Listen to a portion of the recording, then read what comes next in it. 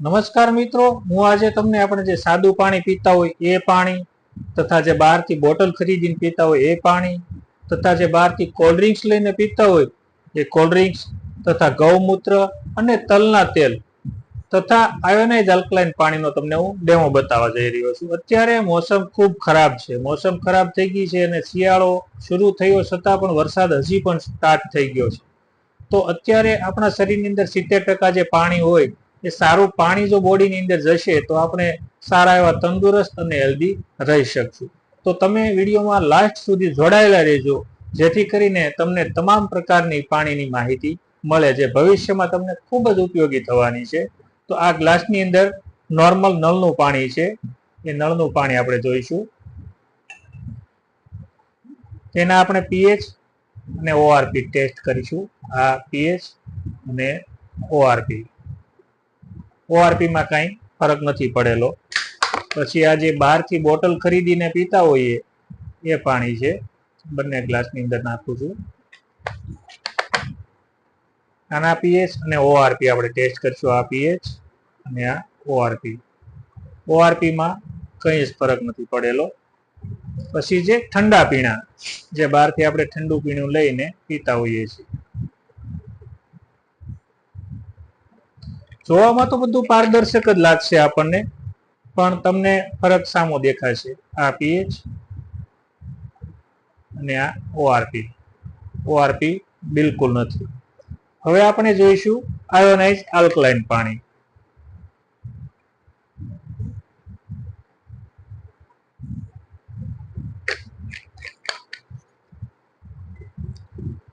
જેના આપણે pH test કરીશું અને ઓઆરપી, તો આમાં ફરક દેખાય છે। ઓઆરપી ફૂલ આવેલા છે, પીએચ ફૂલ આવેલા છે। કોલ્ડ ડ્રિંક્સમાં ઓઆરપી બિલકુલ નથી અને પીએચ એસિડિક છે। આ જે બોટલનું પાણી હતું તેમાં ઓઆરપી નથી અને પીએચ નેચરલ છે, જ્યારે ગ્લાસના પાણીમાં ઓઆરપી બિલકુલ નથી અને પીએચ બતાવે છે નોર્મલ। હવે આપણે ગૌમૂત્રનો ટેસ્ટ કરીશું। ગૌમૂત્રમાં આપણે જોઈએ કે ભાઈ આપણે આ પાણી બોટલનું પાણી તો આપણે જોયું હતું, હવે બંનેમાં હું બોટલનું પાણી જ નાખીશ। પહેલા તો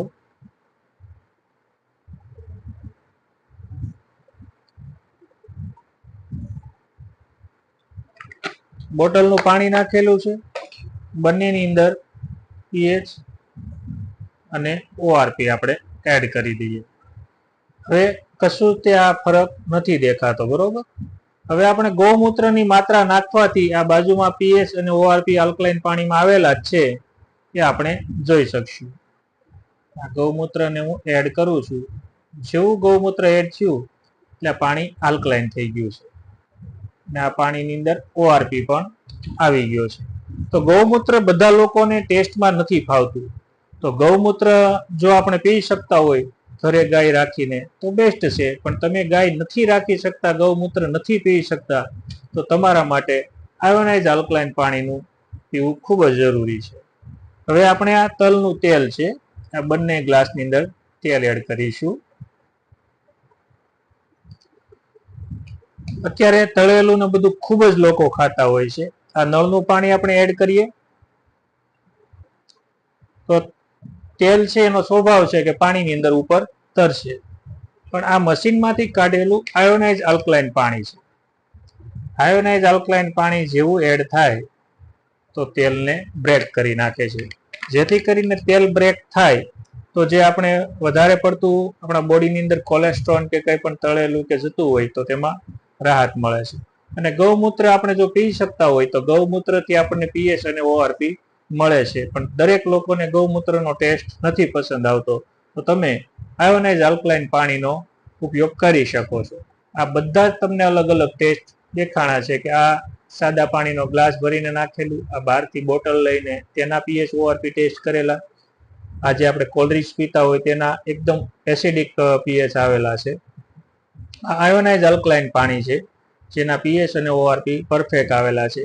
જે ગૌમૂત્ર છે, ગૌમૂત્રના પણ પીએચ અને ઓઆરપી આવેલા છે।